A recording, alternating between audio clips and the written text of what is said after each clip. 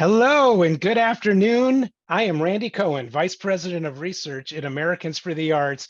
I am so excited that you're with us today. We have over 3,400 registered attendees at this event. That's just amazing. And we're excited to have you. We have local and state arts agencies. We have business and elected leaders. We've got press, artists, funders, board and staff of so many arts organizations. We've even got some family with us, which is special.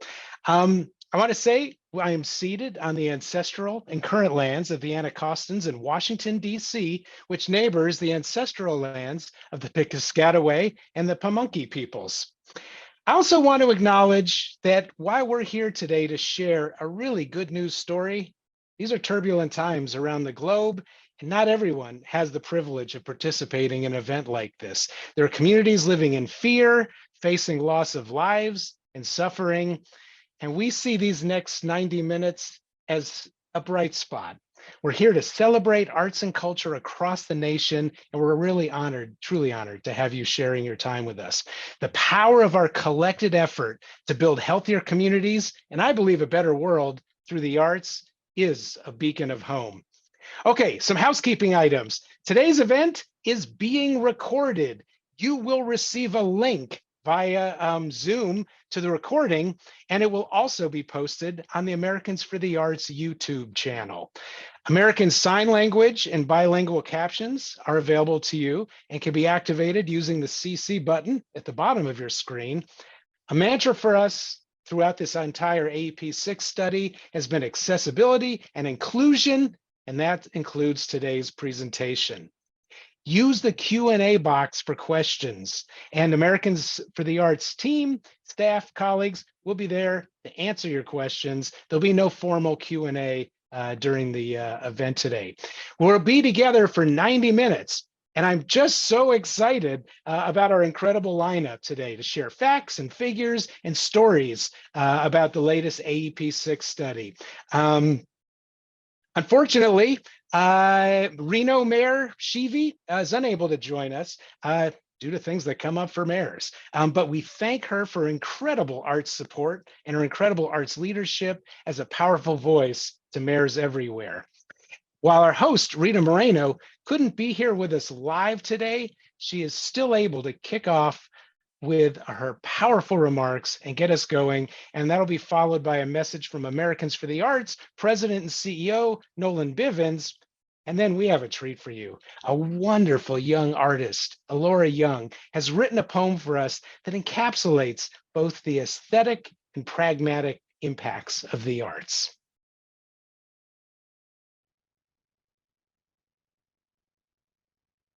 Welcome, everyone, y bienvenidos a todos. I only wish I could be with you live and in person. Never mind. I'm so excited to be with you virtually as we reveal the remarkable outcomes of Arts and Economic Prosperity 6, which is an economic impact study of the nation's nonprofit arts and culture organizations and their audiences, also known as AEP6. Now, this is the 30th year of this most important research.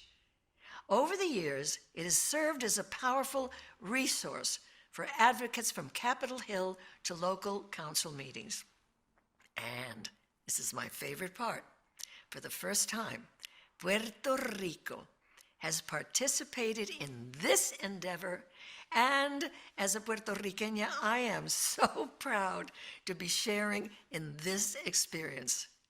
And to keep this to the point, I will continue in English with Spanish subtitles, but please know that this has also been recorded by me for my people completely in Spanish and available online. Now, as some of you may know, I have been an advocate for the arts for a long time, and I have spent days with Americans for the Arts on Capitol Hill. In fact, most recently, I delivered their Nancy Hanks lecture on arts and public policy at the Kennedy Center, and then joined advocates from all over the nation for Arts Advocacy Day. This was right before the COVID-19 shutdown. We all know what happened then. Virtually every arts presenting organization had to close or cancel performances and exhibitions. It was just a devastating time for the arts and artists. However, once everything opened again, I returned with such excitement. I remember very well how we began our evenings in our favorite restaurants and shopped in the local boutique stores. We went out after the show to talk about our arts experience. We paid for parking and maybe a hotel now that we could get back to safely traveling for arts events. All that economic activity was generated because we attended a cultural event, and that is what AEP6 is all about. Most folks think of arts and culture organizations as wonderful local amenities, and they are, but they are also businesses, folks. When I was working on a show, those of us on stage were the only ones who the audience saw. But it isn't just actors earning a living through a production. There were designers, costumers, set builders, marketers, accountants, caterers, building maintenance professionals. The arts employ people in a vast range of industries. Americans for the Arts captures all of this, the real hard data in the study. What's more, they didn't stop with just the economic numbers. They also dove into the social impact of the arts. Americans for the Arts interviewed, are you ready? 250,000 attendees. Yes, 250,000 attendees. And 89% of them said they shared a sense of pride in the neighborhood or community. 86% of these people would feel a terrible sense of loss if this arts experience were no longer available. The same people said they want these cultural events around for future generations. I'm asking, that's what we were after. So here is our call to action. We don't just do research and then pop it up on the shelf. I want today to be about action. We have such an exciting group of speakers today, and I'm asking each and every one of you listening, from your perspectives as artists, workers within the arts ecosystem, business leaders, government officials, and audience members, to tell us why the arts are important to you and your community. How can we use the AEP6 study to be advocates and champions for more arts funding and more arts-friendly policies so that everyone has the opportunity to participate and engage in the arts? I think I made that clear. Now, it's time to get the most of what is a truly special event. Thank you for sharing with me.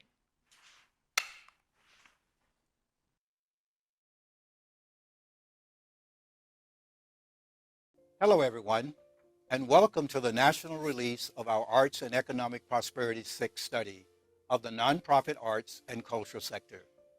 Thank you for joining us today. I am Nolan Bivens, President and CEO of Americans for the Arts. We are a national arts service and advocacy organization based in Washington, D.C., that works to ensure everyone has the opportunity to experience the arts for a lifetime. When advocating for the arts, I take every opportunity to champion the great work across communities, your work. The arts inspires us. They beautify our cities and towns and build more livable communities. I have found that elected business and community leaders also want to hear about, need to hear about, the economic benefits of the arts. The arts are a robust industry that supports jobs, generates government revenue, and creates authentic experiences that attract visitors and tourists to their districts and regions. And if you ask, why are you doing an economic and social impact study of the arts? Well, the need is more evident today than it has been in over a decade. In this post-pandemic period, we know serious challenges still face the arts. Audiences are still slow to return and sit shoulder to shoulder. Program and labor costs are up while contributed and earned revenue is down. The billions of federal pandemic dollars like shuttered venue grants and the public-private partnership loans that safeguarded the arts from completely crashing have now largely been exhausted. And state and arts agency budgets are working their way back to pre-pandemic levels. The most harmful fact is that jobs in our industry have been the hardest hit.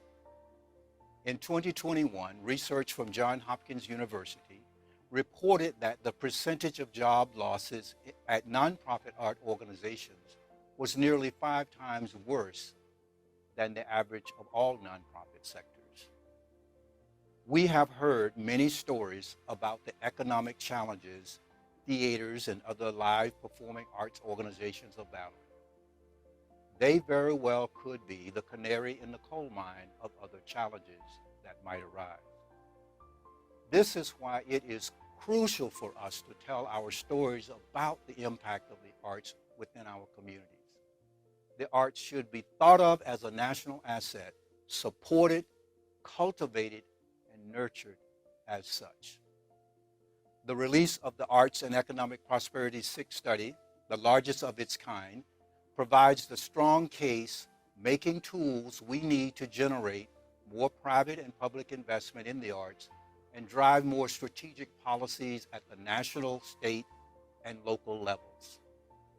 The key is now to use this data to that end. But let's remember that while the study demonstrates the economic power of the arts, it simultaneously demonstrates the arts' impact socially, culturally, and educationally within the community. Thank you to our 373 local and state research partners whose collective trust and investment of time make this powerful research study possible. I also want to thank our very influential national partners, ranging from local elected leaders, business and creative associations, to artists and labor unions. We all believe in the power of the arts, and we know the impact of the arts is at the community level. Thank you for joining us today.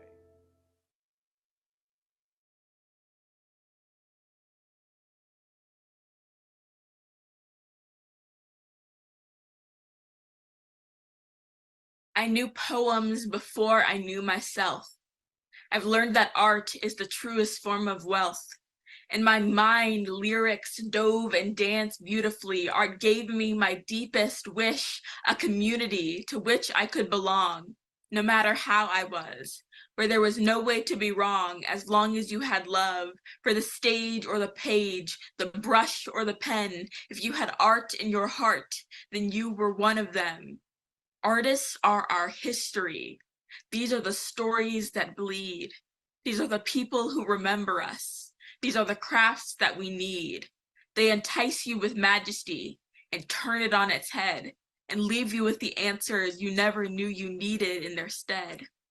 Art will always remember Audre Lorde, who was a poet well before her time, a Black lesbian mother, a warrior and kind. She wrote about Black love and cancer and said things so deeply true. She said that poetry is not a luxury, it's a vital thing we do. How do you measure the power of a soul's creation that is stored at the core of our aching nation, that calls all who feel alone, says to emerge from your home, shows you something new and bright, replaces sorrow with delight? Last year, arts and culture generated $151 billion. We are not the starving artists of our forefathers. 2.6 million jobs, each artist ignited against the odds. We are the backbones of our homes, the keepers of the people. Even when the city dwindles, in art we all are equal. Every time you attend a local play, admire a handmade jewelry display, you inspire an artist to create another day, to turn our cities to kaleidoscopes instead of dire gray. We have all in our lifetimes seen things we love destroyed, fading memories of things we once enjoyed. This world makes it hard to see the shining light. Often it feels like we're facing an eternal night. But painters turn our villages into gold-lined streets, and a singer brings the music back to everyone she meets. And poets make our towns sound like places worth living in, and speakers make you want to be a better kind of citizen. The arts open new avenues of thought and force people out of their comfort zone. I find compassion for my enemies because the arts build empathy for people of every race and age and gender identity. Art will always remember Jean-Michel Basquiat, who was a painter, a neo-expressionist, who turned neighborhood graffiti into art so resonant that it defined the era of the Big Apple in the 80s, rollerblades and shades and all we lost to AIDS. He defined the dichotomy of a people. When I was hopeless and depressed, my art was there beside me. I survived on words alone, and hope grew back inside me. When I was bullied to my ends, when I had no faith or friends, only a sorrow that extends, but I had poetry, a reason to get out of bed, to take a breath and sage the space, clear the cobwebs from my head. My heart would beat to the rhythm of my own spoken word. Through misery and OCD, a drumming song was heard. I will always love the arts. They restore my faith in humanity. They cry out through constant crisis. They remind me to listen. They remind me we're all a part of one universe, pieces in a grand tapestry of life, singing vast oceans of hard emotions, mold like clay your strife, piercing passion pulling pens across endless empty pages. We often become disillusioned. This is not a perfect union. The work is not easy, but it is vital. Sometimes the words don't come to you to describe what you're going through, and the pen stays in your hand idle. I know many people who hurt like I once did, phased and crazed on dark dreary days, passive padded prison cells, a molten mental cage. Art will remember Nina Simone. She's already quite well known as a singer/revolutionary. In the wake of her words, audiences went mute. You could cut through the silence after strange fruit. She refused to be ignored. She refused to be quiet. She said what was necessary with no room to deny it. Art has never failed me, like my God and kind. I wrote, I heard a holy word that spurred into my mind. Graceful words can be a savior from pain-induced behavior when like the constellations they're aligned. To discover the divine, to quiet a restless mind, a reason for breathing defined. We've been belittled and disparaged. We've been dismissed and forgotten, left to create all alone in the dust. But I have to believe through each poem where you grieve, art will remember us. So put some pride in your neighborhood, some passion in your song, some rhythm in the symphony that keeps us going strong. The next time you thwart death with creation, bring your craft back to your home. Remember every paint-stained conversation. Paint your streets as you roam. Cover and ink and canvas our whole lonely nation. Remember, even if it all burns like Rome. Call all the artists to an iridescent formation and craft a holy American tome. And what we make together, the bold ethereal, will belong to everyone whose spirits spin with a brilliant immaterial. And when we cry power, listen to the wake, the aftermath of creation and all the worlds we shake, the divine kingdom of which we're all a part, the sensation of our nation, the nation of our art.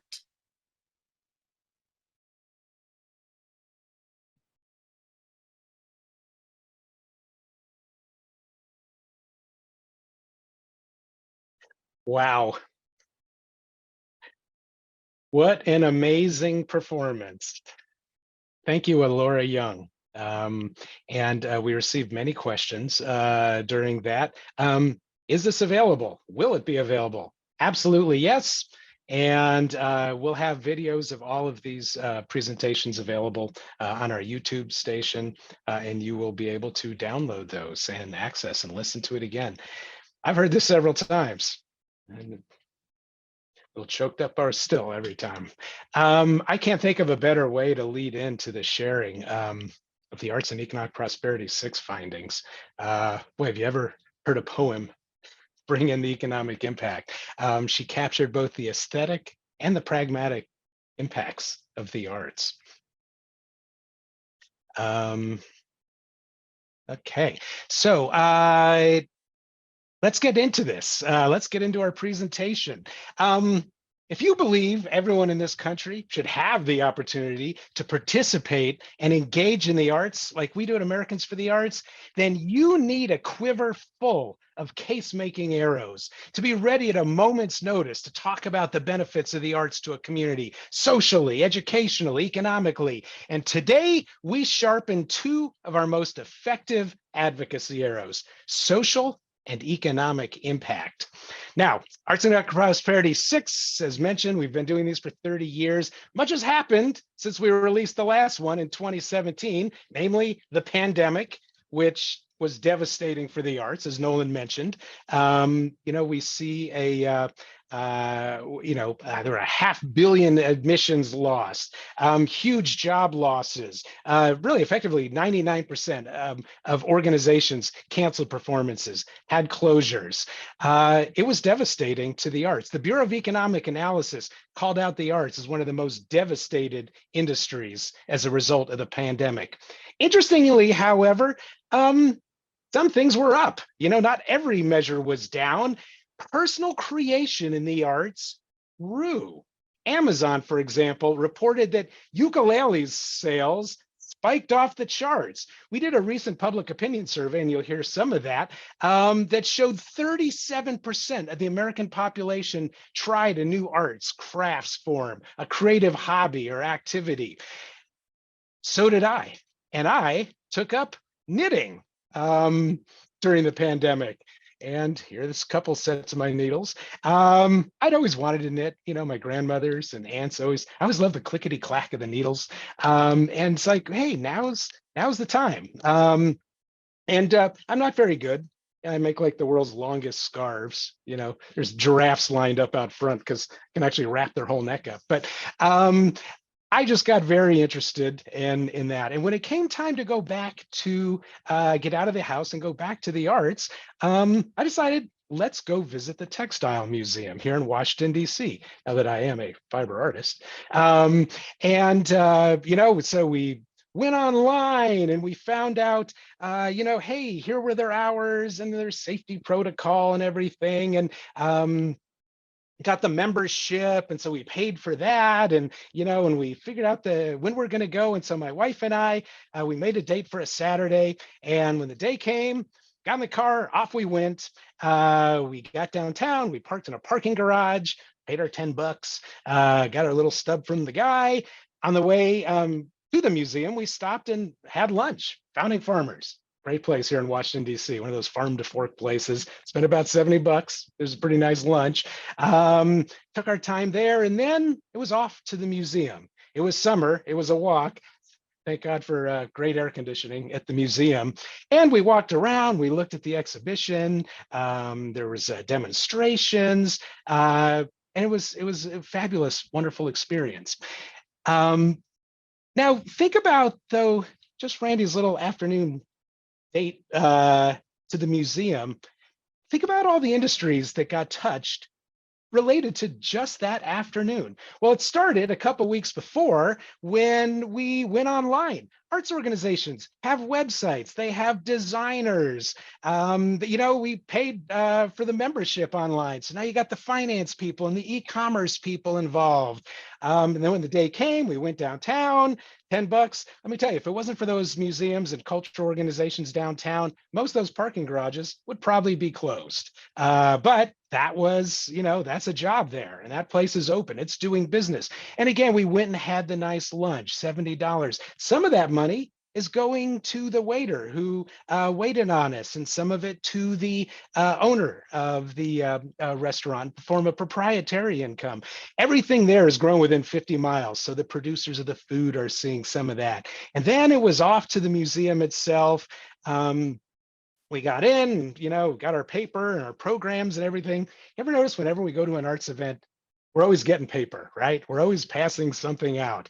Well, there is a graphic artist that designed that. There's a writer in the community that did the writing for that. How about the printers? We just got our printing for the Arts and Economic Prosperity 6 study. Printers do great business as a result of the arts. And there's a trucking company that delivers it. So there's all of that that happens. Now, we know that museum employs more than curators and people to hang the art. There's security, and there's they've got to hire accountants and auditors, and there's marketing people and all kinds of business folks. So lots of economic activity, and this was just one first post-pandemic visit back to the arts. And that's what we're trying to capture here with Arts and Economic Prosperity 6. It's a study to look at the economic impact of spending by organizations and their audiences. All right, so now let's share the screen here. And I hope everybody is seeing that. And so there we are, Arts and Economic Prosperity, economic and social impact. The largest national study of its kind. We worked with 373 communities across all 50 states, plus Puerto Rico. Communities as small as 4,000, as large as 4 million. You know what? Bottom line, if the arts are happening there, there is a measurable economic impact on that community. We gathered data from more than 16,000 arts and culture organizations, 16,399. And you heard from Rita Moreno, 224,677 audience intercept surveys. You hear us mention nonprofit a couple times. Why? It's what the study focuses on. So it's, our theaters, museums, our municipal organizations. It's arts and culture that happens maybe at a social service organization or a program at the library. Does not include Broadway, does not include Hollywood motion pictures, all a vital part of our economy and our cultural ecology, but just outside the bounds of this particular study. And we focus on the nonprofits because when the government and the public sector supports the arts, that's where the dollars are typically going.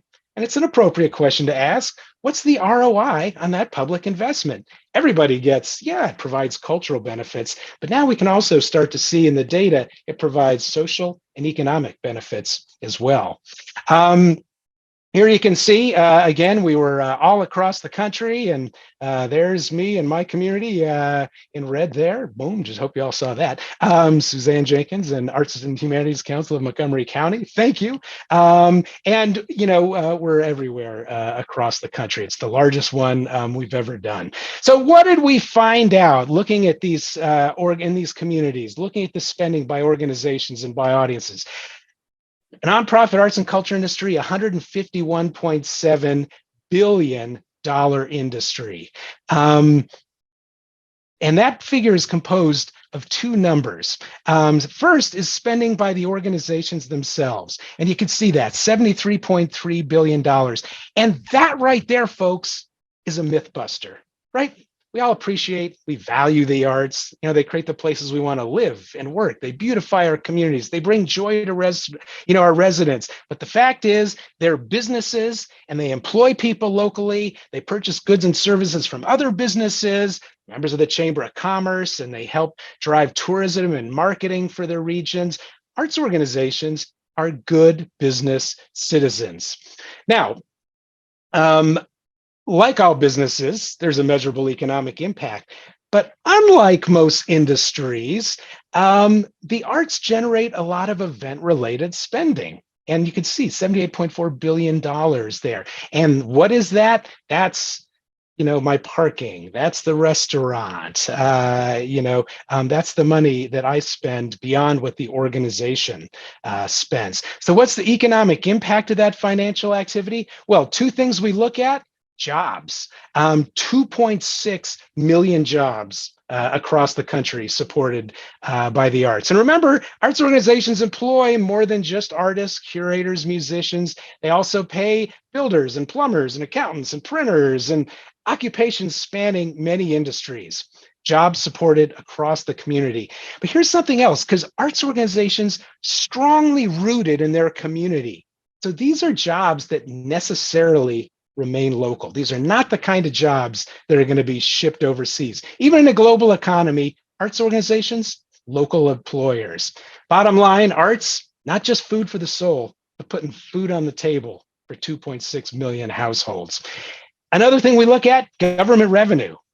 29.1 billion in federal, state, and local taxes and revenue generated by all of that economic activity to government, well beyond their collective outlay for for arts and culture. Bottom line is, arts and culture isn't some black hole of goodness that we invest in and those dollars just disappear. It gives back to the community. Economic benefits. All right, let's sort of break this down a little bit, because this is really where it gets fascinating. 224,677 audience intercept surveys. The typical attendee to an arts event spends $38.46 per person per event, not including the cost of admission, not even including snacks or drinks or anything you buy during intermission or anything like that. And you can see how the dollars break down there, about half on food or drink, right? There's my lunch and local transportation. That's my parking. No child care anymore, thank goodness. Lodging. You might be wondering, wow, can you still get a room for $5.02? Any place? And would you want to if you could get it? No, you wouldn't. Remember, these are averages. Not everybody has a lodging expense or a child care expense. Other is always fascinating when you ask 224,000 people anything. One of my favorite other stories was a farmer in Wisconsin who paid somebody $60 to milk his cows so he could go to the theater that night. Isn't that great? People are doing what it takes to get to the arts. All right. One of the other interesting things about this, and this study, we've made it the most inclusive study of its kind that we've done. We worked very hard to reach out into the community, to engage BIPOC and Alana arts organizations or arts and culture organizations serving communities of color. Because one of the things we found in our past studies is by focusing on the big institutions, on the dollars, on tourism, is a lot of those organizations were underrepresented, smaller organizations, organizations of color. So we did a lot of work with our partners and our local study partners to try to change that, mitigate that. One of the things we did is we translated the audience survey into 24 different languages. So as a way to reach and connect with people. All right, in addition to how much did you spend on this arts event, we also asked folks for their zip code, because we want to find out, do they live in the county in which the arts event took place? Are they local? Are they from outside the county, which would make them non-local? 30% of attendees came from outside the county. That figure is actually down from 34% in the last study. So what we found in this study, attendees are spending more, but staying closer to home. So that's a bit of a trend there. And then do they spend differently? Yeah, they sure do. Look at that, $60.57 per person per event, not including admission. So driving, bringing people in from the community. Now, we also asked those folks one more question, the non-local attendees, because we're just that annoying. And that was, why are you here? We're glad you're here. Thank you for coming. Are you here on business? Are you here visiting friends and family? 77% said we came specifically for this arts event. And then we asked our local counterparts, well, what if this arts event wasn't taking place? Would you stay at home, done something else? We gave them a list. 51% said, oh, we traveled to a different community to attend a similar kind of arts event. So isn't that interesting? When we fund the arts, we're investing in an industry that draws people to the community, and those people spend money and keeping our neighbors and their hard-won discretionary dollars right here in town. So the arts good for local businesses, putting heads in beds and cheeks in seats and derrieres and cafe chairs. So we got a million of them. One of the other interesting things that's a great tourism stat is of those 30% of attendees that were non-local, 14% of those folks had a lodging cost, and they average $204 per person. So that's the power of the overnight. All right, I mentioned 373 study regions from across the country. Maybe you might be from a community that wasn't part of this study. That's okay. Not a part of AEP6, no problem. I'm going to give you the website. In fact, it's down there at the bottom of the page, and you can go to the AEP6 website and use our Arts and Economic Prosperity 6 calculator to estimate the economic impact of your own organization, of a group of organizations. You'll pick a population category, put in an expense and population figure, hit calculate, and all those boxes below are going to populate. And also on the website, you'll find all kinds of tools on how to talk about the data and PowerPoints and releases. I mean, we've tried to make this as turnkey as possible for you. One of the other things, areas that we talked about is the social impact. And one way we got at this is we asked 4 social impact questions to all 224 plus thousand attendees. And really amazing numbers. 81% of attendees said, this venue, this cultural facility is a pillar within the community for me. 86%, I would feel a sense of loss if this were not available. 89%, this event or venue is a source of pride in the community. And even, it's important that we preserve this for future audiences. Now, one of the things we did is, unlike last studies, we had our local and state research partners, we required that a percentage of the audience surveys be collected at BIPOC arts events. And there was about 37,000, almost 38,000 of those folks. And you can see their numbers in the right-hand column there. But what's fascinating is, look how similar attendees at BIPOC arts events are to attendees at all events. Really fractional differences, almost identical. We also found similar parallels to the attendee spending. So you just heard $38.46 for all the universe. Those folks attending BIPOC arts events, $38.29. Again, only pennies apart. Similar percentages of attendees from outside of town. And so what the research is showing is a proportional economic and community impacts. And that is a finding because we know from our own research, from other research studies, that there is an inequity in grant making and allocations of dollars to organizations serving communities of color. We did a report before the pandemic about local arts agency grant making, over 500 grant making local arts agencies. We found this largest 16% of organizations by budget received 73% of the dollars awarded. And so I think this really drives is the importance of initiating new or escalating existing conversations about BIPOC organizations receiving fair, proportional financial support. And it's a way to ensure equitable funding and really a vital step in creating an inclusive, balanced, and vibrant landscape in our communities. I want to call out real quickly and thank our national AEP6 partners. You can see them. This is Washington. There's a land of, national organization for everything. There's one for mayors, National Association of Counties, the, National Organization for Black Elective Legislative Women, National Independent Venues Association.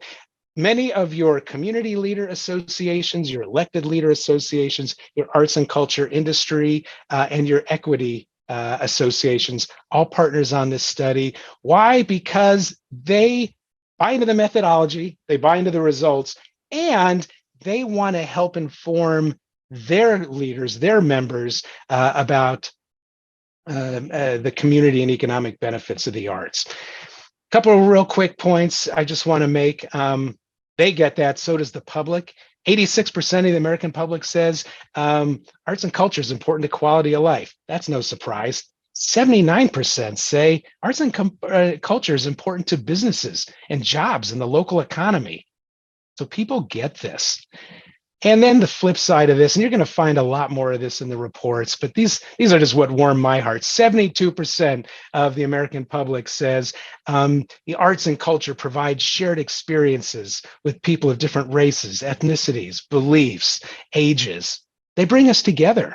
And 63% say they help me understand other communities, cultures in my community. So let's bring it home here. We've got something to do. There's a call to action here. Number one, go to the website, aep6.americansforthearts.org. Use the online resources, find your economic impact data, and get out there and advocate. Attend the arts. What can we do? We can all attend, but try something new. Learn about somebody else in your community. Tell your government leaders about the economic benefits of the arts. Give them the numbers, give them the story. We've got a golden rule here at Americans for the Arts. No numbers without a story, no stories without a number. And lastly, join the Arts Action Fund, artsactionfund.org. Make your voice heard. Can't beat the price. It's free. So thank you. And arts and culture builds our economy. It builds community. It builds connections. So that is the presentation.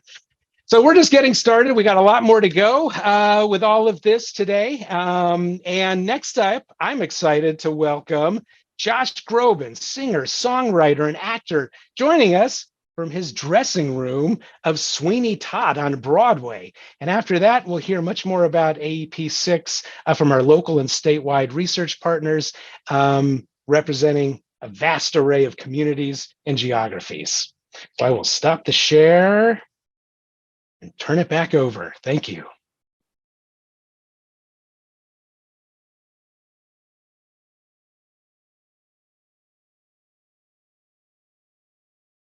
Hi, I'm Josh Groban, an Americans for the Arts Artist Committee member, and I'm currently performing on Broadway as Sweeney Todd. I'm coming to you today from my dressing room at the Lunt-Fontanne Theater in New York City, having just finished our matinee performance. It literally takes a village to enable those of us on stage to do what we do 7 times a week. So I wanted to give you a real-time glimpse at how Broadway and the arts help drive our nation's economy. Now, Sweeney Todd alone employs hundreds of people daily, from those who do makeup and wardrobe, to the backstage grips and technicians, not to mention the ushers, box office staff, security, and those who run the concession stands. And that's just the people on site. This magnificent theater was built in 1910, so you can be sure there are countless carpenters, plumbers, and electricians keeping this gem in operation. There are also hundreds more who work outside the theater in marketing, publicity, production, and so many other essential roles. These are all jobs that support households and the economy. You multiply that equation by the number of shows on Broadway, and it starts to make your head spin. The U.S. Bureau of Economic Analysis reports that the nation's arts and culture sector, including nonprofit, commercial, and education, is an over $1 trillion industry that supports 4.9 million jobs. That's 4.4% of the nation's economy, a larger share of GDP than powerhouse sectors such as construction, transportation, and agriculture. We are a mighty ecosystem despite all of the challenges. A sobering fact is that the arts were among the hardest hit industries during the pandemic. Arts organizations were the first to close and the last to reopen, and jobs in the performing arts still have a long way to go to get back to pre-pandemic levels. Job losses at nonprofits arts organizations were 5 times worse than any other nonprofit. Remember, these are jobs across our community, not just performers. But the arts are not just a jobs industry, they're a tourism driver. Arts and Economic Prosperity 6 puts a number next to each of these points. Take attendees at arts events, for example. The typical attendee spends almost $39 per person above ticket price on meals, parking, and transportation every time they go to an arts event. Here's where it gets interesting. 1/3 of audiences come in from out of town, and they average over $60 of spending per person. When Americans for the Arts asked them why they were visiting, 77% said it was to attend that arts event. That means local retailers, including hotels, reap the benefits of a vibrant art scene. So, if someone you know or an elected official tries to tell you that the arts are merely a luxury, worth supporting in prosperous times, but hard to justify in tough economic times, remind them that the arts and culture are intrinsic not only to our national identity, but that they build and support our economy in so many powerful ways. Thank you so much, and I'll see you at the theater.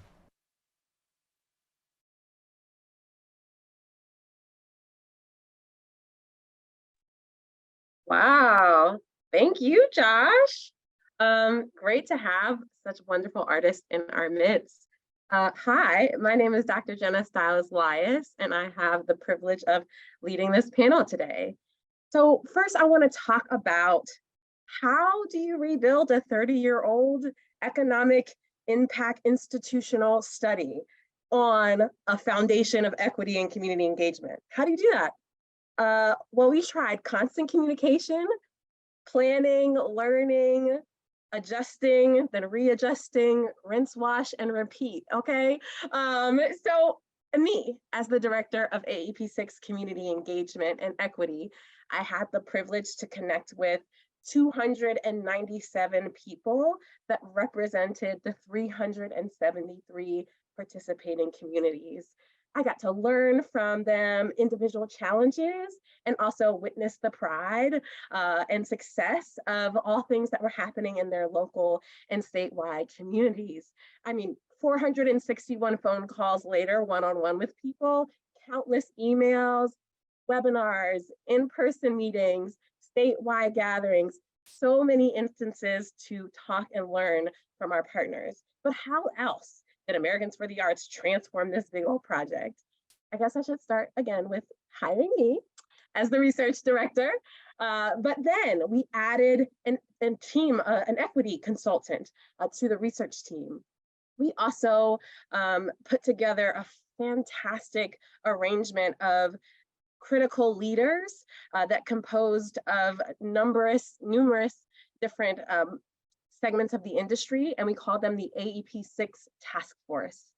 Their job was to help us reimagine, review, and restructure the methodology of this study. We ensured that publishing accessibility guidelines were met, and also we provided the survey in more languages than we ever had before, 25 total languages. In addition to some of that, we also included some cool resources that the team created to help our research partners identify, approach, establish new relationships, and strengthen existing relationships with BIPOC and ALANA organizations and the communities and audiences that they support. What was the point? Why did we do all of this, right? Our goal was to share our learnings. Some lessons we learned the hard way, and we hope that others who do research following this big old project don't have to do the hard learnings that we did. What we found in this rebuild, we've gathered 8 takeaways for this rebuild. What some of the learnings that we kind of met. One was that one size doesn't fit all. A requirement that goes flat across the nation that everybody has to reach, it didn't work. It doesn't work. It doesn't reach the nuances of community and the uniquenesses of our nation. So don't do that. The second thing that we learned is that relationships are important. I call them relationships are king. Above all other things, building the relationship is the critical step in this part of the research. And to that end, the third learning was that time over transaction is always the goal. Understanding that research in general is transactional can feel really extractive. And so what we want to lean into is more on the relationship side of it, and also acknowledge that this is our first time and it won't be perfect. It will not be perfect. Perfection is not real. All of the partners who are on the call, that is my tagline that they are very aware of. Perfection is not real. And we want to make sure that in this process, we lean into that. The next learning was operationalizing equity-centered practices and processes.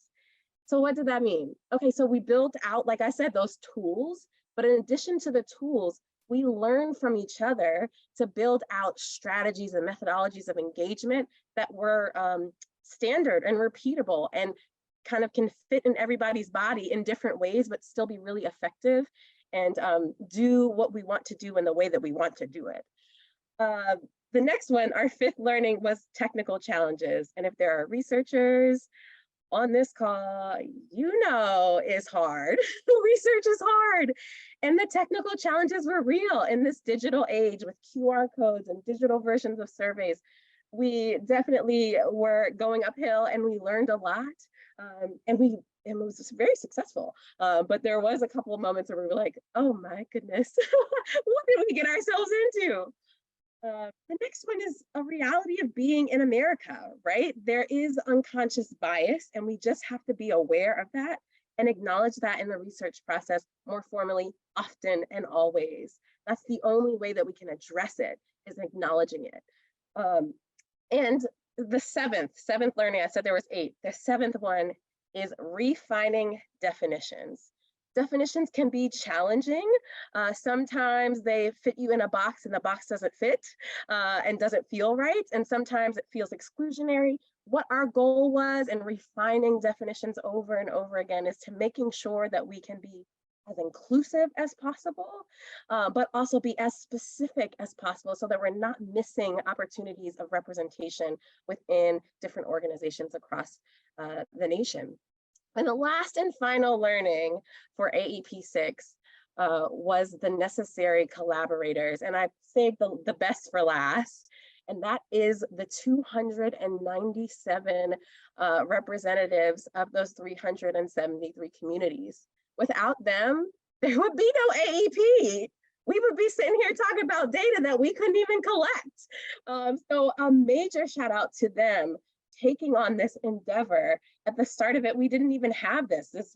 In AEP6 happened, we signed on before COVID. So we didn't even have this element of engagement and equity. And so they all took on this new refinement, or this new addition to the survey, and did their best and really worked hard at it. And so I have these wonderful panelists here. Y'all shouldn't hear it from me. You got to hear it from them. So I want to first introduce Jess Pena, who is the Executive Director of Arts Fairbanks in Alaska. I need to make sure that I see her on the call here too. Cool, thank you.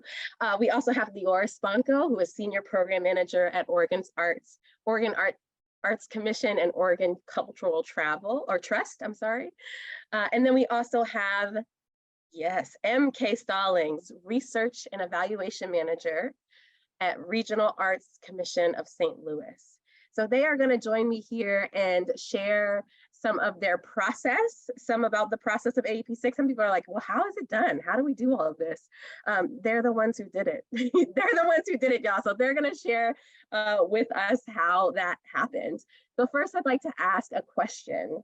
So AEP6 came about, but there were things that were happening before AEP6, and sort of like the audience wants to know, why did you do this? Why did you sign up for AEP6? Jess, why don't you take it for us to start? Sure. First of all, I'm so grateful to be joining you all from Lower Tanana lands in interior Alaska, and thanks for the question, Jenna. So when we signed on to AEP6 in mid-2021, we, like many organizations, had a long road of recuperating from impacts from the pandemic. And our organization had been a longtime study partner. The last one we participated in was AEP5, which captured data from fiscal year 15 and was published in 2017. So after this long road of experiencing global pandemic and trying to lead an arts organization through that and be a support in our community, we were really curious about what audience spending was going to be like and what the experience of engaging in this study would share with us about what was happening for arts and culture organizations in our community. Yeah, and what I loved about Jess is unique is that she was actually, her organization was one of the last surveys that we collected. And funny story, it came from the North Pole. It was the Eskimo Olympics was the event. and it came directly from the North Pole. So we love the fact that just even though that it was crazy, and I know a lot of folks can relate, local arts agencies on the call, state arts agencies on the call, it's been crazy capacity wise, but persevered. And then also we're in unique communities. So thank you, Jess. What about you, Leora? You're a statewide representation. Like, tell us a little bit about that story. Well, definitely, in AEP5, actually, I worked as a local study partner in a community in Oregon, in Eugene. And so working for the State Arts Commission and becoming a statewide partner, I already knew how important this was because I had used the data as a local study partner. In AEP5, we had about 11 communities participating. In AEP4, we had 2. So this round, we had almost 20 local communities participating. So I want to just shout out to all of Oregon that participated. Feel free to say hi in the chat. You all are amazing. It was one of the highest participations of states in the country. So I just really acknowledge the work that's being done on the local level. And it was folks from arts and culture nonprofits, artists, tourism organizations, municipalities, businesses, economic development. I mean, so much work goes into putting this on, and there's really a lot of excitement and enthusiasm because people really wanted the data to help make the case of why arts and culture is so important. And it's challenging because in Oregon, according to the National Assembly of State Arts Agencies, Oregon is ranked 41st in the nation of per capita state legislative appropriation for the arts. So we're not well funded publicly, and arts and culture nonprofits are just doing the best they can to run their programs, to provide important services to the community with limited capacity, limited funding. So I'm just so grateful so many communities stepped up and say, even with limited capacity, we're going to raise our hand, we're going to participate because we know this data is going to make a difference. And I really want to acknowledge Travel Oregon, our statewide destination management organization, who granted funding to all the communities so that they could have more capacity, whether it was to hire someone to help them, to do marketing for whatever they needed. So it was a really partnership with our statewide partners as well. And I think the data, the desire for the data really motivated communities because they know with this data, they can help shift the narrative and leverage more local and state and private investment. Mm-hmm. Yeah, what I love about the statewide partners is folks might not understand. There are I think there's 21 statewide partners, and they had varying degrees of engagement, but I call them like AFTAs for the state, right? So we would do these big old trainings, but then they would take the trainings and then do smaller kind of sort of collections in their own state. And so it was like, we were far away, boots on the ground. They were like a little closer. And then the local arts organizations were the boots on the ground for sure. And sometimes the statewide partners were both. So shout out to a couple of, I know some Arizona, Brad and Chris. I know that some of you all were also boots on the ground too. So it varied. But MK, boots on the ground, speaking of, share your experience. Yeah, absolutely. So, for the Regional Arts Commission, we've been with AFTA on this journey since the 1990s. And so I have these wonderful collection of all these old studies that we've done over the years. And so for us, getting out into the community, having a good point of contact that will help us guide through their events calendar, making sure that we're at the right events, making sure that we're in contact with them. One of the things that we know, especially coming out of the pandemic, is that there were just a number of organizations that were in transition and continue to be in transition. And so oftentimes we don't always have the best contact, which means that we can't always engage them in the research process. But, we kept at it and we kept at it and we kept at it. And eventually we were able to make sure that those voices were heard, were a part of the process, a part of the experience, so that we can count them in the data in a way that they really hadn't been captured before. Yes. I love all of the relationship building, right? And that was part of it. That's part of what AEP6 is about. So how did that help? How did AEP6 help the work that you were doing? I'll start with MK this time. Like, what was the benefit of having AEP6 involved in the first place? Well, I think one of the biggest things, the focus on making sure that we have diverse voices weigh in on how the arts are impacting the local economy for St. Louis was critical. But by saying, we want to hear from you, We want to ensure that you're included. We want to make sure that the number of organizations that are represented reach a particular threshold. By saying that, it pushed us. It made sure that we kept these people involved throughout the whole process. I mean, I come from that background as an arts leader in my community. So it's critical that that you invite these people to the table and we get a chance to kind of capture some of the data on how they're impacting throughout the St. Louis area. And one thing I'll say too is that whether we're talking about the toolkit or the mandate, this kind of focus on having more voices only elevates the results that we've been able to capture. Yeah, it's got me snapping. It's a Laura's fault. The snap, the poetry snap. Thank you, MK. That's 100% right. And I agree. I think that leveraging some of this work, we call it the AEP6 train, along with that commitment prior to them coming up, prior to us coming around, is like gold. It literally anchors the work and anchors the relationship. Leora, we talked about tools. Go ahead and tell us a little bit about how you use them from a statewide perspective. Yeah, I think the biggest resource is that we didn't have to do this alone, that this was entirely a team effort. So in Oregon, we created monthly virtual meetups with all of the AEP study partners, because I knew I didn't have all the answers to help them, but that we could share information and learn from each other. So we would share successes on what's working, share challenges, and really learn marketing, how to support and market this survey. So, for example, like Oregon, it was challenging for communities to say, how are we going to get audience intercept surveys? Like, they're not coming to us if we're at a table. How do we go to them? How do we be more active? How do we build more capacity? So these meetups were an opportunity for communities to share with each other and learn best practices. And your research team was really amazing. I would literally email during a meeting a question and get the answer back within that hour. And so, Dr. Jenna, you and Randy and Ben would come to our meetups and also just support the team. I know we had a lot of one-on-one calls with local study partners. So they really got a lot of support and didn't feel like they were alone, I hope. And I think ultimately one of the biggest learnings is building relationships, building relationships with organizations they haven't worked before. And so building relationships with communities of color.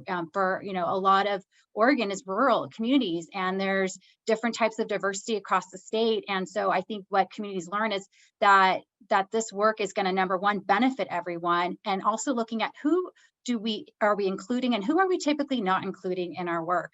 And I think some of the work we did in AEP gave us a bridge to build new relationships, not only supporting the work of AEP, but hopefully to support longer term partnerships and programs in the future. Perfect. That is the connections that we're looking to make. Jess, go ahead. Same question. Yeah, so we were engaging in this study at a kind of unique time for Fairbanks Arts Association. So we're a local arts council, we're a small organization, and we opted to facilitate the study internally with our existing staff, which in mid-2021, when we opted into the study, we were cruising, we were looking forward to it. And then our capacity as an organization really started to shift with staff transition.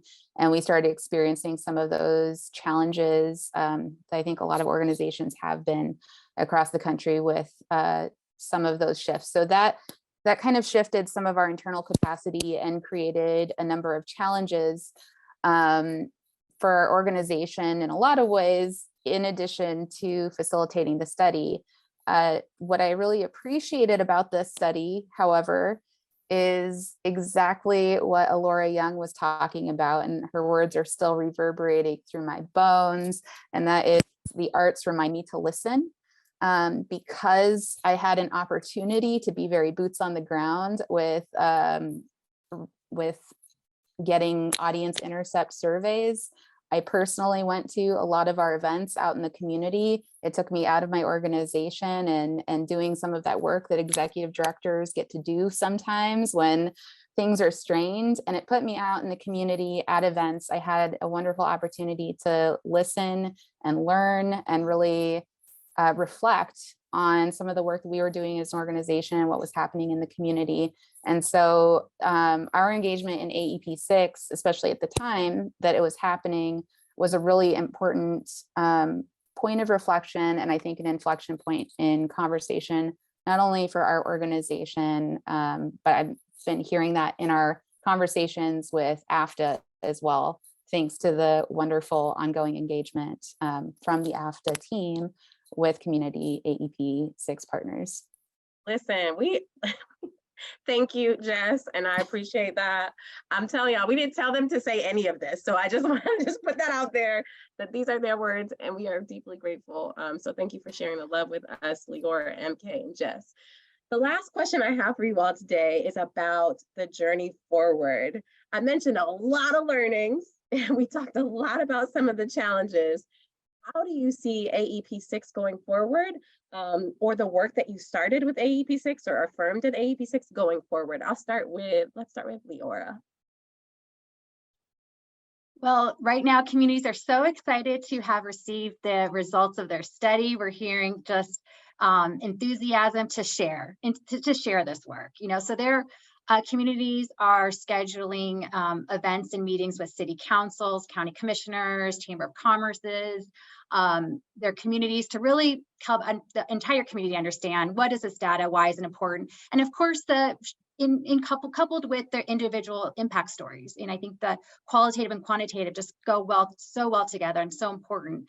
We're really fortunate that Randy Cohen will be joining us in November, and we'll be touring 9 communities. I guess I'm going to learn how to knit, Randy. We're going to be spending a lot of time together touring parts of the state and doing presentations as well, and radio interviews. So we're really excited to get the word out.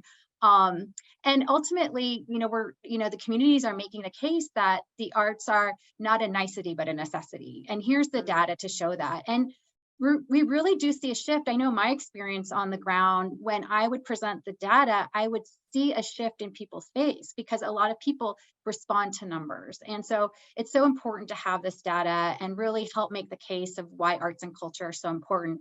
We're sharing this data with legislators. Oregon recently created an arts and culture caucus that we're really excited about, that are working together to increase funding and awareness about arts and culture. And we're sharing this data with them, so they're informed partners, because oftentimes when they have the data, they'll share that in committee meetings. And so ultimately, we're hoping for more public support for arts and culture.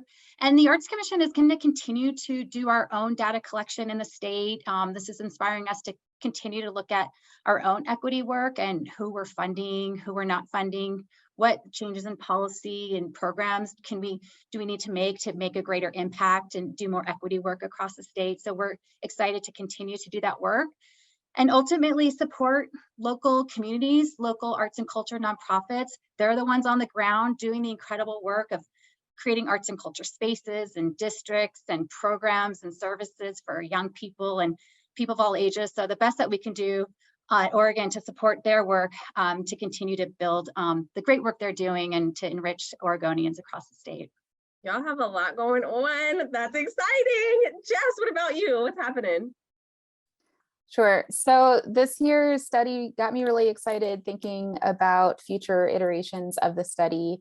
My experience in participating in and facilitating this year's AEP had me really thinking about how we tell the story and reflect the value of various art events.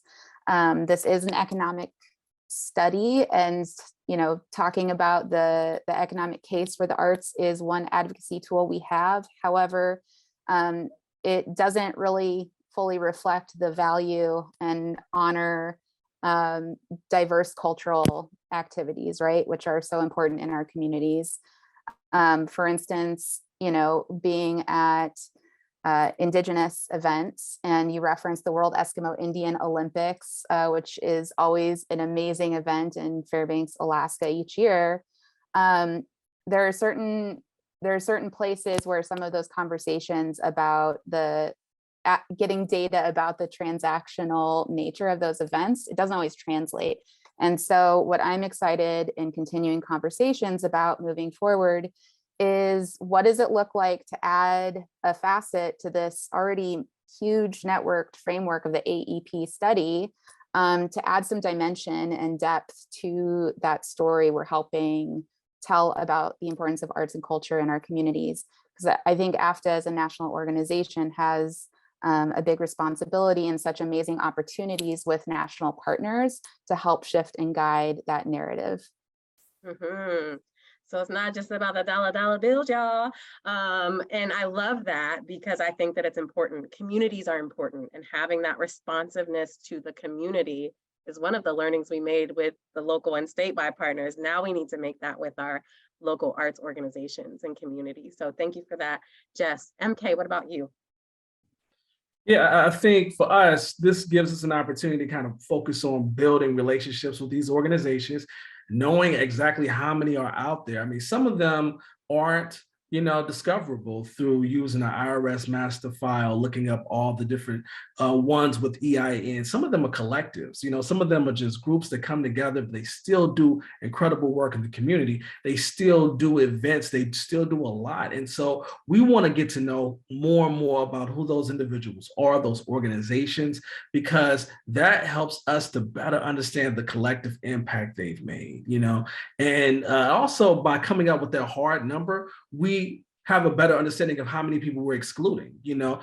That was been a process this go around as well. I mean, we've looked at it, we identified a number of organizations, and some of them we weren't able to reach like we'd want to. Maybe it's because, I don't know, their contact information is a bit out of date, but the bottom line to it, that means it's an opportunity for us to find them, reach them, and talk to them, and just kind of bring them into this community of concern around the arts and making sure that we can uplift those individuals who want to live this fully expressive life in the most powerful way possible. So that's the direction for us. It gets us into a research mode where we can discover and count all the people who are doing great work in the community. Yes. Okay. So this panel was like 2 minutes. It felt like it had to. This is a long event, so we got to wrap it up. But we surfaced some really important topics here. Folks who are on the call, look out. We are going to go into more in-depth, deeper dive 60-minute versions of this. That will be in a standalone AEP6 webinar, because we want to learn and grow too. We see a future in this work, and we can't do it by ourselves. And we can't do it with just the national partners. It takes y'all. It takes everybody who's on this call and then some. So keep an eye out for that.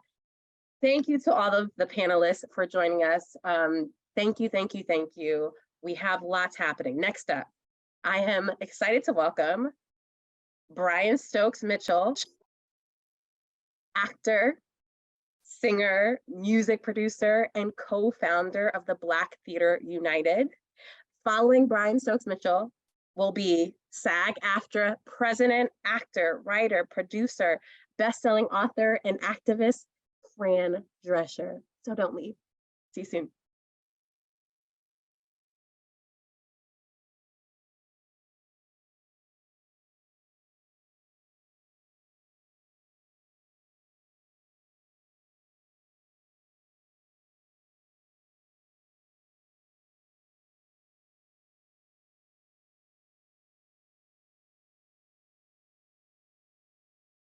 Thank you, Dr. Jenna. I am so grateful for all of the incredibly important work that you, all the local organizations, the councils, the participants, and the Americans for the Arts staff are doing. It keeps us all going. So thank you.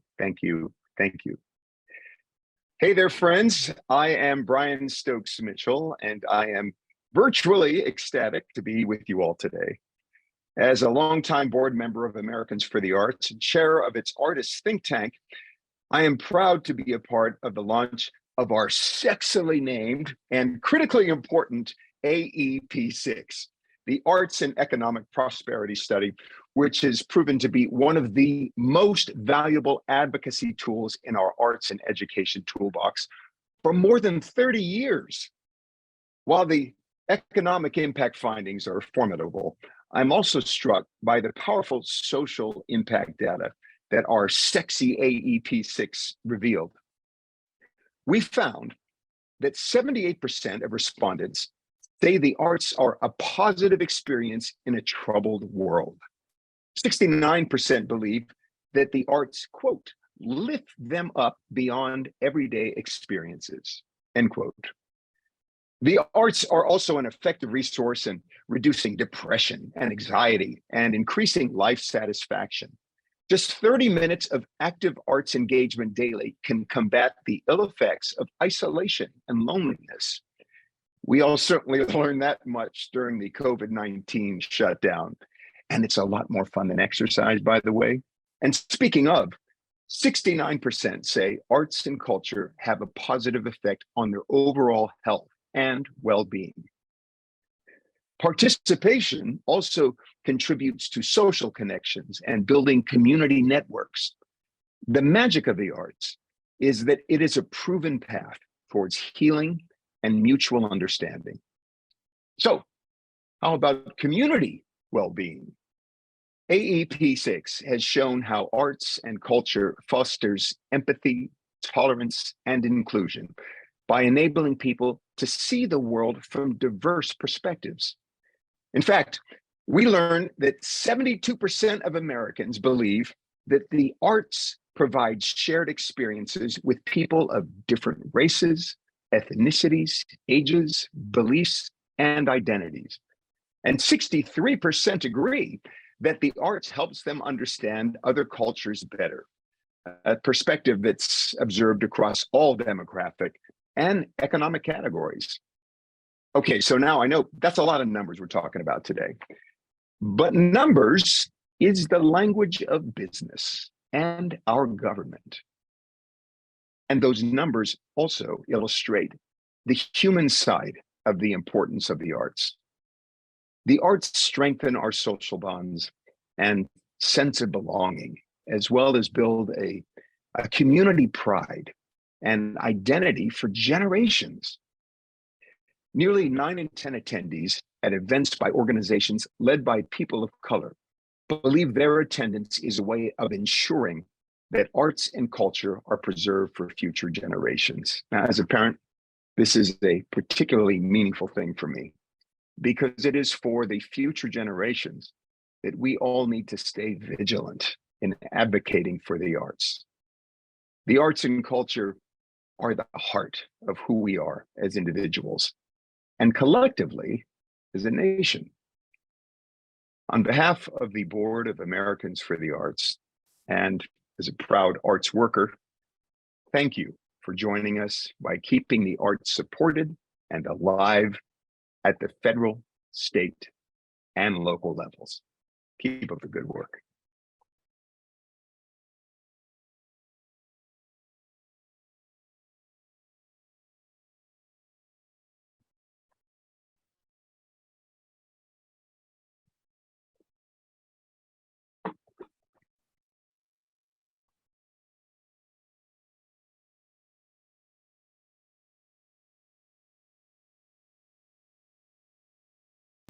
Hi there, I'm SAG-AFTRA President Fran Drescher, here to tell you about some very interesting but not surprising data that just came out. As a longtime Americans for the Arts advocacy partner and a member of their Artists Committee, I am thrilled to share that the latest Arts and Economic Prosperity Survey reveals the arts do a lot of great things for local economies. They create jobs and boost revenue at the local, state, and national levels. In 2022, the arts and culture industry generated $73.3 billion in spending and then leveraged an additional $78.4 billion in event-related spending by fans and audiences. Yes, I said billions. Many well-known SAG-AFTRA members got their start in nonprofit theater. So we appreciate how the whole arts ecosystem sustains the entertainment industry. Investment in nonprofit arts builds the communities where people live and work. Lawmakers and corporate leaders should take note. The arts matter, as do human beings who make up the creative workforce. Let's continue to advocate for the future of this vital part of humanity and our economy. Thank you all so much.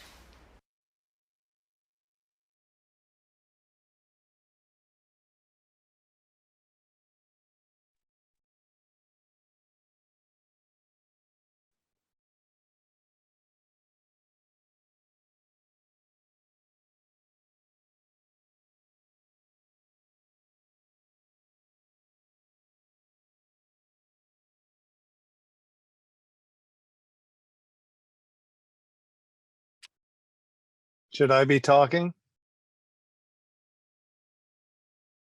Right.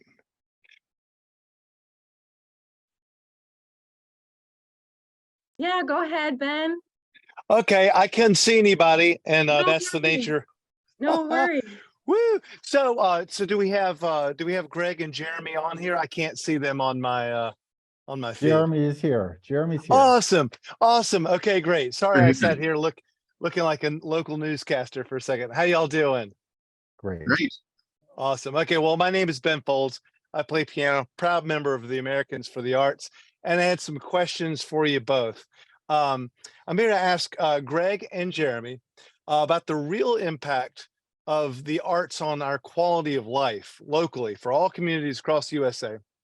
How thriving arts makes the places that we live measurably better, because 86% of Americans believe the impact is real, but I'd like to put a face and facts to this. So Greg, could you tell us a little bit about community building and arts in Mercer County, West Virginia, in a way that even the cynics can't argue with? No, we can definitely do that. Ben, thanks so much. I definitely want to thank the Americans for the Arts for this opportunity to talk a little bit about how we've seen things grow in Southern West Virginia. Over the last few years, we have continually seen progress of what it's like to physically transform a specific environment, and what that environment does to the individuals themselves. A little town of Princeton, West Virginia has, over the last few years, become a mecca for art. A lot of the artists have been really revitalizing the community. We have put murals on walls. We've incorporated fairs and festivals downtown, and an area that was once seen as a blight and an economic detriment to the community is now seen as an economic driver. And certainly over the last year, going back through and looking at the data, we now do fairs and festivals in a place where prostitution and drugs were a way of life in an area that was really defined on this one particular street in our grassroots district. Since that time, we have seen people come from all over. We now see regular fairs and festivals of 10,000 people come to an event in a community of 57,000 total. So, I mean, we are now seen as that driver, and we're now seen as a beacon for other arts related communities to follow. So over the course of time, we know that we're going to continue to really move the needle on this, and we're going to be a beacon for other communities in which to follow. So it's a great opportunity to be involved in the arts in Southern West Virginia, and we always encourage everybody else to join in the process. Can I follow that up? Because as a musician who's been touring for a good quarter of a century, and seeing this story that you're telling unfold in real time, where you'll see, a community, a small town, it could be a city center, which is not the nicest place to be. And then over the course of time, you see the arts come in, and then there's cafes, and then there's people coming in from other places to see things, and it begins to get some self-esteem. Like, that's real. It's something that I see, which is why I'm involved in these things. Where does the funding, the money, and the impetus come from that makes these things turn around? Like, just the arts appear for your average person. How do we help make this happen? That's the best part about it, is it's really through the osmosis and the hard work of the people that are involved in the process. When we got first together back in 2013, we had a can-do attitude, and we said, you know what, we're not going to sit back and wait for the local elected officials, of which I am one. We're not going to let them drive the bus, right? We're going to be the ones that are out there putting the paint on the walls and doing it in a show me can-do attitude. And over that time, once we started changing that overall environment, we saw those things like you just discussed come into play. We saw a local microbrewery come in. We have a coffee shop. We've got artist maker studios. We've got all these wonderful things. And the best part was, this was an area where you could have rolled a ball down the middle of the street on any given timeline and you not hit a thing. Now we've got 14,000 cars per day on a rural, small little community area, and it becomes a hub because people now just want to come down and say, wow, I want to be a part of that. And whereas we had vacant buildings and we had dilapidation and we had blight, now we're starting to see businesses come in and restore all of these amazing facades and really change the community from that core grassroots level. Well, that's that, and I love hearing that. And it's something that real people can hang their hats on and use the word investment rather than spending on these things. It's so important. And as someone's seen it, I can't wait to come to West Virginia and see that myself. Down. Can I move on to Jeremy, because Jeremy is in Cleveland, Ohio. A little bit different picture there, but probably some similar threads. Could you expound upon this, what we're talking about? Absolutely, Ben. You said you're a pianist, so it's great to be speaking with you from the home of the Hall of the Rock and Roll Hall of Fame. And you talked about arts and culture. How are we investing in it now? What's so great about the study of Americans for the Arts? We looked at not just legacy institutions, and we've got them by the handful here in Cleveland, whether it's in University Circle or Playhouse Square, but it also looked at arts that's been part of our community for ages. But I think the layperson may not have noticed it in and around our churches, in our neighborhoods. Communities of color, and that's really come out. The jazz and the soul, visual artists, and so what we're seeing here in Cleveland is the quality of life is really being connected to arts, and jobs are being connected to the arts here. And it's a time of change here on Lake Erie, so it makes a big difference. You talk about downtowns now looking different. The arts, we're seeing it right here as Playhouse Square literally lights up our city with their new marquee. It looks like Broadway here. And to see thousands of people on the streets, and we heard earlier today about how these folks are going to the restaurants. They're paying to park, or maybe even they're taking public transit, which I love. But they are driving dollars into the economy. Right. And so that's so exciting for us to share that with our elected officials, that as we've already heard from so many great people today, not a luxury, a necessity, the art build. Well, and you're talking about two different ends of it, which I think are the two best elevator pitch places for these issues about the arts and life that we all know, but we need to see them driven home so that we make sure that we support them. One side, if I'm hearing you, is actually accessibility and engagement in the community that's just there on the ground, whether it's church, school, education. And you have seen, I'm hearing you say you've seen an improvement in Cleveland on that level. Could you tell us a little bit more about that? Well, we are seeing improvement, and it's not just the wonderful murals and they are sprouting up, but it's what are the policies and what are the infrastructure that allow arts and culture to be connected to, for example, violence prevention, public safety, health. I was at a meeting earlier today with 3 council people from our city of Cleveland.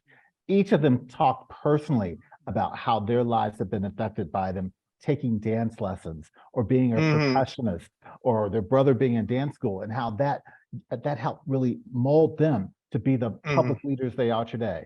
And let me tell you, Ben, there are plenty of young people who don't have that opportunity still in Cleveland, or it's been taken away.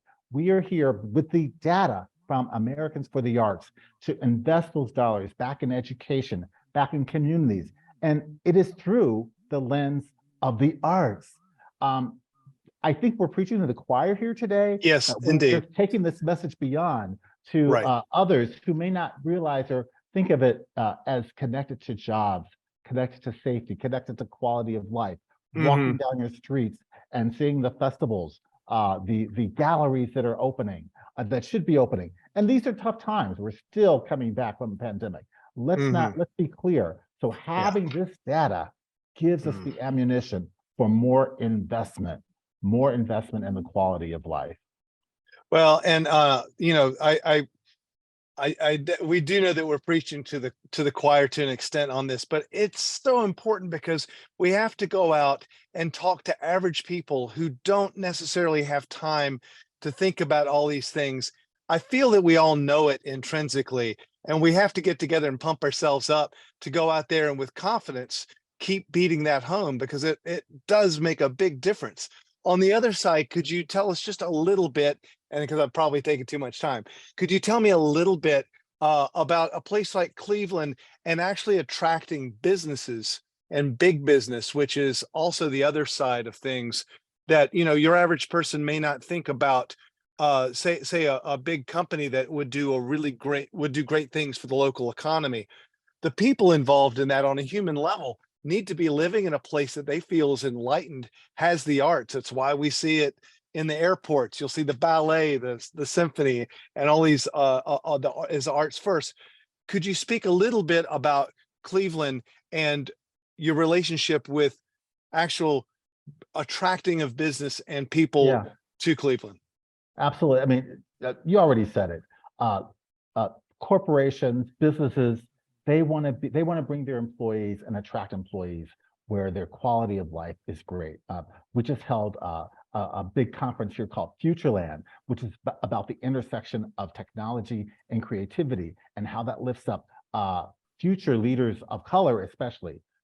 The creativity part was so central, and we had folks come in from all across the country and locally. We have to continue to do that. Corporations are watching, especially cities like Cleveland. And I was, before I was here, I was in New Jersey. We saw the mayors there working with arts leaders to how do we attract and retain? How do we use the arts, not just tax relief for big companies, but how do we look at our major institutions? Here, you know, we're really blessed to have the Cleveland Orchestra, the Cleveland Museum of Art. These are really outliers, but also the community art, the diversity of it. And we can use that, and we are using that, as we saw with the Futureland conference last week, to attract and retain people and exposing them to the great artists, visual artists, filmmakers, poets. It's all there. So it's a big tool. I think Randy said it earlier. It's one more important arrow in our quiver to attract those and to create jobs. Yeah. Well, it's good for people to hear and good for us all to know. Can I go to Greg? Because I'd like to ask you about, you know, especially my family actually is half my family is from West Virginia, although I don't know West Virginia that well. But I would say that isolation is possibly an issue in a lot of communities. And I was thinking about COVID and what we might have learned in that era of profound isolation. What might have you know, we might have learned, and how the arts was affected, and also how the arts helped us out in that period. Absolutely. There's two main factors that we've seen in Southern West Virginia, and COVID certainly made a lot of things worse. Number one, the geographic isolation that we have, specifically in rural, in Appalachia in particular, you know, it can be a hindrance, but it can also be a help because it allows those families to unite and come together in ways you might have a chance to share different things in different ways that you've done it before. And so I think, you know, what we had seen over a period of time was that we were losing our cultural opportunities for convening in, you know, isolation or through economic downturn or whatever. And now since COVID has come through, we're starting to see that revitalization and that connectivity back into the family and the community element, because people want to reconnect. They want to be re-engaged. And things like, you know, just you know, I say it fondly, but, you know, front porch gatherings, you know, we come together. That's what our family and our culture demands of us. That's now starting to happen where we didn't see that before. And I think the other part that we've suffered in Appalachia in particular was dealing with substance use issues. And we always say mental health is public health. And that, you know, as we've seen the economic decline and the issues with substance use disorder really kind of take over, it's been the arts that has been the driver for the unification of message on how we overcome and the healing through the arts. When we were doing this survey, our local artists were out on the streets trying to get as many surveys as possible, obviously. And sometimes that can be very difficult in a rural environment, depending on the event. But one of the things that we did was we actually had, through local nonprofit, we did a Healing Through the Arts bag, like a tote bag. And so anybody that did a survey, we were able to, oh, I actually got one right here. We were able to give them, I don't know if you can see it, and they're Healing Through the Arts. And what we did was we basically gave these bags away and we said, as a token of our appreciation, we want you to unify. And we've taken these bags to classrooms. We've had them, paint them. We've had them do all kinds of other things. We've engaged people in the arts that we had never done before. So there's so many different ways to engage people in different methodologies that bring them together we hadn't seen before. Well, that's great stuff. It's really good to talk to you both. I think we're gonna be moving on now, but I just want to thank you both for your work on behalf of AEP6. All you do for Mercer County and Cleveland, Ohio, places that people actually love to visit and make art and live in. Honored to have this conversation, and I'm going to keep watching and learning. I suggest everyone else stick in. Thanks for tuning in, and I'm going to sit here until they change the channel so I don't look like an idiot.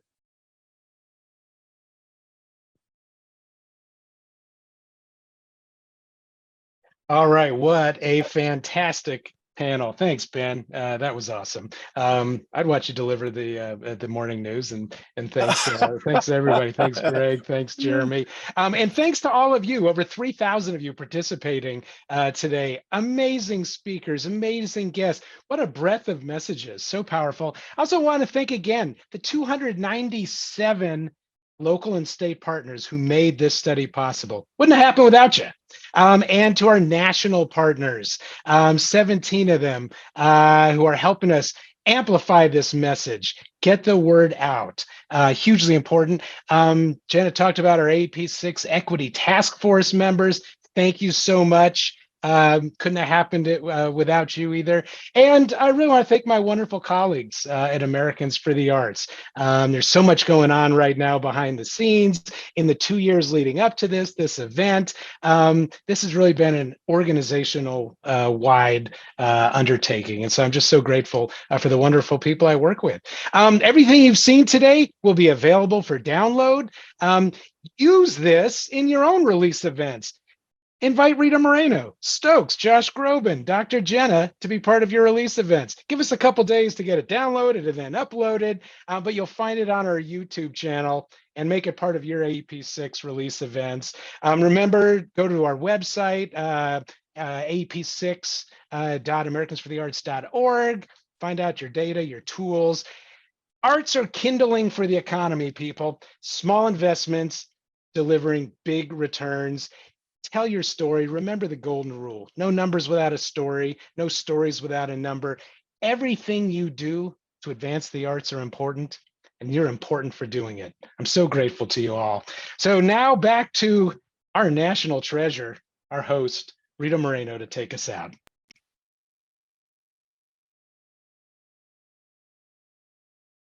Hello again, and thank you so much for joining us today. As you heard, the Arts and Economic Prosperity 6 study makes clear that when we fund the arts, we are investing in an essential industry, one that stimulates the economy, supports local jobs, and contributes to building healthy and vibrant communities.